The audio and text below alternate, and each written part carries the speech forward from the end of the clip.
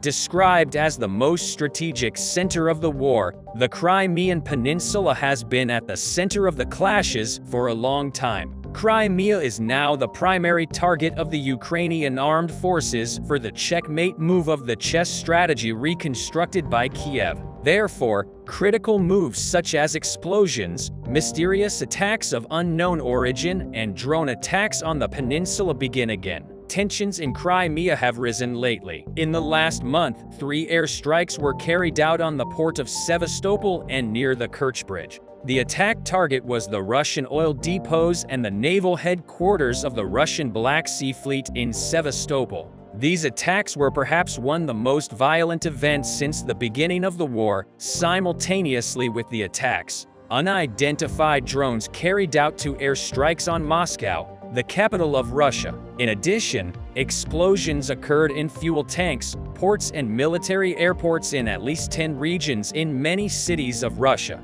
These attacks were touted as a flare of Ukraine's upcoming major offensive, in particular the air attacks of Ukraine and Crimea and the Russian border cities with swarms of drones alerted the Moscow administration. Crimea has hosted numerous attacks in recent weeks, including multiple drone attacks on the region's largest city, Sevastopol. The Ukrainian army is carrying out attacks in Crimea for 2 purposes. Kiev's aim is to inconvenience the Russian Black Sea Fleet and to interrupt vital Russian supply lines. Accordingly, a large Ukrainian drone army launched an operation at midnight last night against Russian military assets in Crimea. Last night, the Ukrainian armed forces attacked several areas on the Crimean Peninsula, including the Russian Navy in Sevastopol with a swarm of drones. According to Ukrainian military officials, a total of 7 Mugan 5 drones have been deployed to various facilities in different regions of Ukraine.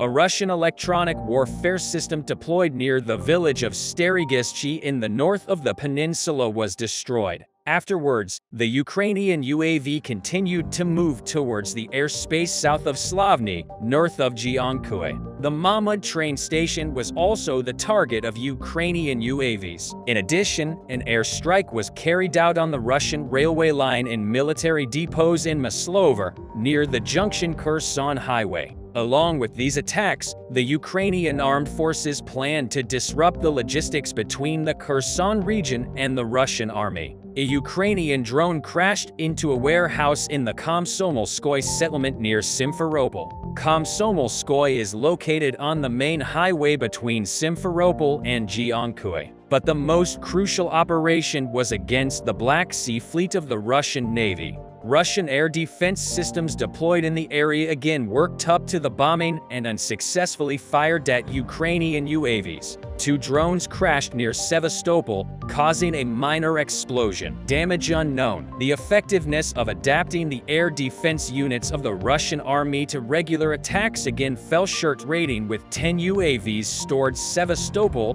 where Russian S-400 systems are concentrated.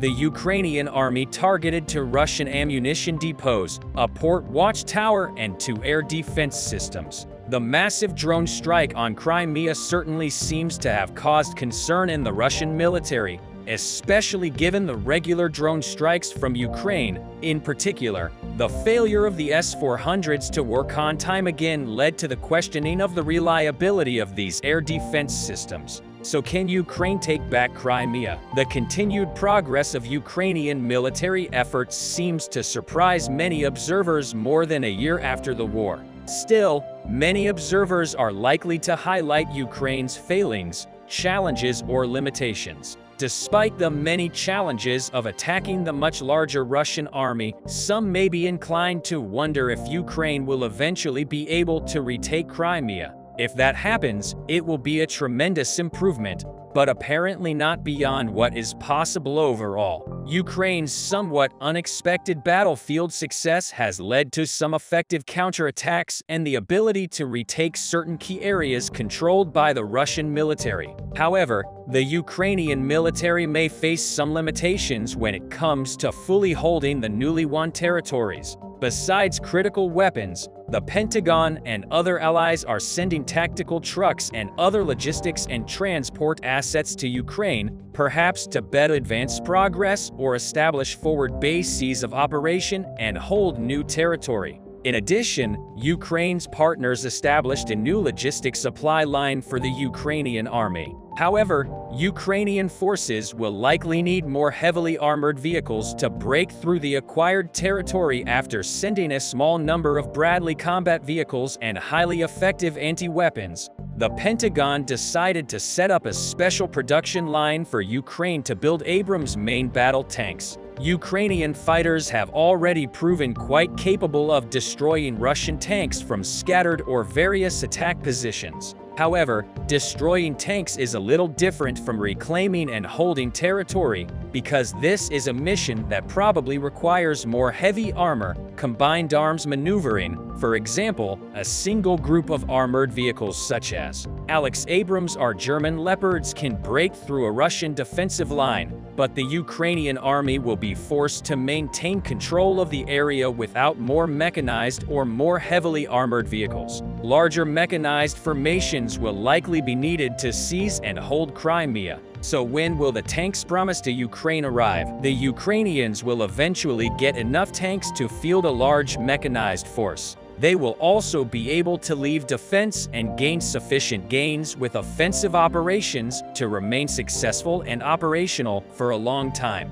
Given their success so far, it seems entirely possible that Ukrainian forces will be able to adequately operate for quite some time. But it may take several years for all of the Abrams to arrive in Ukraine. Despite this, the demoralization of the Russian forces and the lack of combined arms maneuver greatly raised Ukraine's hopes of long-term success. If Ukraine takes all the weapons promised to it and sets up a good strategy, it will be able to take back Crimea. So what is the main problem in reclaiming Crimea? The biggest problem in this regard is still the logistics route of the Russian army between Ukraine and Crimea. Although the Ukrainian army cut the Russian supply lines in other directions of the front line, the line from the Crimea is still standing and continues to be used actively. Western experts suggested that Ukrainian forces could achieve better results in their offensive against Russia if they cut off the Russian supply line along Zaporizhia and Kherson.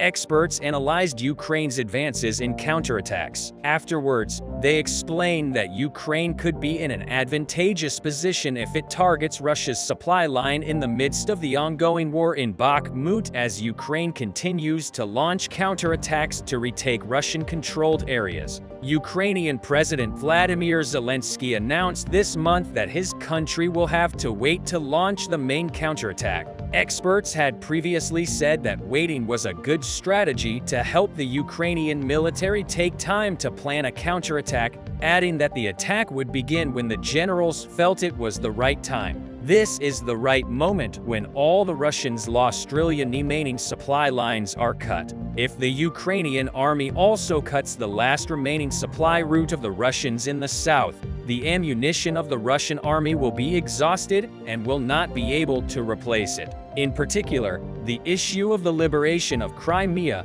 which is the main target of the Ukrainian army, depends on this. Although the Ukrainian army has warned on Russian targets in Crimea with successful drone and missile attacks, Russian is still not fully effective. Ukraine is putting a lot of effort into the expected counterattack. It makes the best use of satellite images and intelligence from key regions and creates the right strategies compared to the strategists of the Russian army. Ukrainian strategists proved their effectiveness many times during the war. They will show their effectiveness again in the expected counterattack. In this way, Ukraine will be able to get the victory it expects as soon as possible and perhaps put an end to this fierce war. Russian leader Vladimir Putin has been forced to admit that they are losing the war in Ukraine. Putin, who is in trouble with the Russian oligarchs, is at a loss. What to do? The Russian oligarchs who are at odds with Vladimir Putin are preparing to bring about the end of Vladimir Putin. Russian oligarchs have withdrawn all their support for Vladimir Putin, leaving Putin in a very difficult situation. Shortly after the Russian oligarchs withdrew their support, Vladimir Putin admitted that they were losing the war in Ukraine. The Russian oligarchs so emerged immediately after the collapse of the Soviet Union began to enrich themselves very quickly by collapsing all the valuable assets in Russia in a short period of time. The major sources of income such as oil, natural gas reserves, precious metal mines and factories which were previously under the control of the state are now completely under the control of Russian oligarchs. For this reason, Vladimir Putin entered into a great struggle with the Russian oligarchs before invading Ukrainian territory. Russian leader Vladimir Putin took action to eliminate all Russian oligarchs who did not support the Russian army and opposed this occupation. The mysterious deaths of many Russian oligarchs after Russia's invasion of Ukrainian territory caused all the arrows to turn towards Vladimir Putin.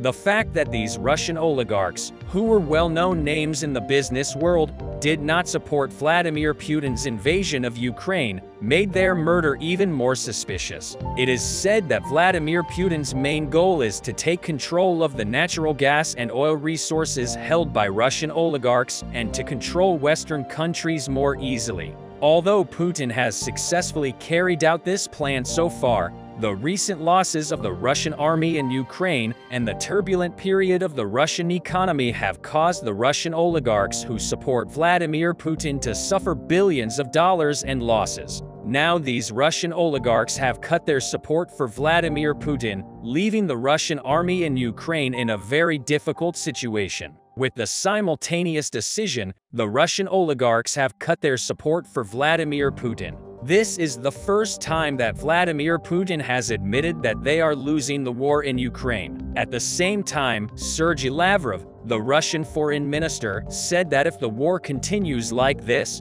they may have to withdraw the Russian army. The Russian economy, which continued to progress normally in the first months of the war, entered a very troubled period towards the middle of the war. Apart from the sanctions imposed on Russia by the US and Western countries, the onset of corruption as a result of embezzlement by Russian oligarchs began to make Vladimir Putin's job even more difficult. However, Putin was aware that he needed the support of the Russian oligarchs to continue the occupation of Ukraine, and therefore he kept silent. However, as the war dragged on and the Russian army began to lose the war on Ukrainian soil, Russian oligarchs announced losses of more than $95 billion. Russian oligarchs Konstantin Malofeev and Alexei Mordashov, known as close friends of Vladimir Putin, were the first businessmen to decide to stop supporting Vladimir Putin. It is already known that Vladimir Putin has depleted 70% of the state treasury and more than half of the Russian army inventory has been depleted. Vladimir Putin, on the other hand, was getting money from the Russian oligarchs because he could no longer benefit from the state treasury after the Russian oligarchs cut off their support. Russian soldiers fighting in Ukraine will soon be left without weapons and ammunition. Vladimir Putin, who took action on this decision of the Russian oligarchs, started to accuse these oligarchs of defrauding and the Russian government of $18 billion. Putin was started a war against the oligarchs who cut their support to the Russian government, also demanded that these oligarchs be tried with imprisonment. The biggest reaction to these frictions between Vladimir Putin and Russian oligarchs was the Russian people.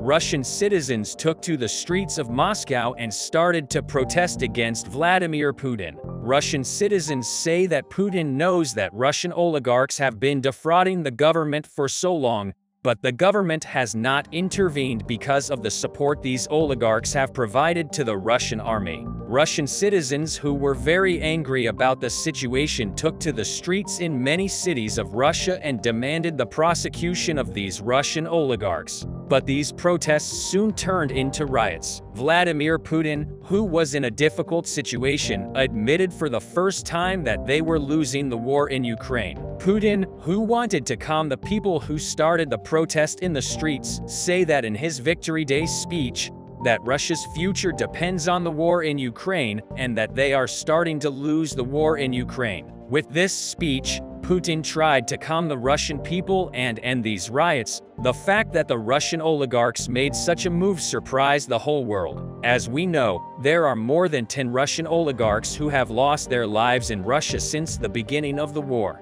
The fact that Russian oligarchs dared to do such a thing and cut their support for Vladimir Putin raises many question marks. However, it is thought that the US and Western countries are behind the Russian oligarchs' sudden decision to cut their support for Putin. As you know, with the start of the war, the US and Western countries seized the assets of Russian oligarchs operating in Russia, in Europe and America. Russian oligarchs whose billions of dollars and assets were seized asked Vladimir Putin for help. However, Putin did not do anything. As the war progressed further, Russian oligarchs who were in great financial difficulties because they supported the Russian army and could not access their assets in Europe, began to distance themselves from Vladimir Putin. In this way, they would have had the chance to save their assets in the US and Western countries, and they would not have to bear the burden of the Russian army. Now the question is whether these Russian oligarchs who have withdrawn their support for Putin will survive. The suspicious deaths of more than 10 Russian oligarchs is one of the biggest reasons for this. The occupation of Ukrainian territory has also reflected badly on the Russian people in the first months of the war. Russian citizens did not realize this and continued their daily lives as if nothing had happened. However, later in the war, the sanctions imposed on Russia by the US and Western countries and the money spent for the Russian army to continue the war in Ukrainian territory put the Russian economy in a very bad situation. The Russian economy, which entered a turbulent period, also affected Russian citizens very badly. Rapid increases in grocery and technology prices, along with rising inflation rates, have brought Russian citizens to their senses. Even pro-Putin citizens who supported Putin in the first months of the war no longer support this war. But Vladimir Putin is determined to continue this occupation of Ukrainian territory against his own people. The Russian people have taken to the streets many times to protest against Putin and the war, but Vladimir Putin, as he always does, has managed to suppress these protests by deploying Russian security forces. Tens of thousands of Russian citizens were detained by Russian police during the protests organized in the first months of the war alone. Thousands of Russian citizens were also imprisoned for protesting against Vladimir Putin. Vladimir Putin's aggressive behavior, both in domestic and foreign policy, is causing the Russian people's anger against him to grow even more. Putin is also trying to hide the losses of the Russian army on Ukrainian soil from his own people, refusing to disclose them every time, claiming that they are a state secret. Putin not only refuses to disclose this data himself, but also blocks access to the websites that provide this data. As you know, Russian media is already unable to publish this data. Previously, a Russian journalist who staged a live anti-war protest was prosecuted by Putin.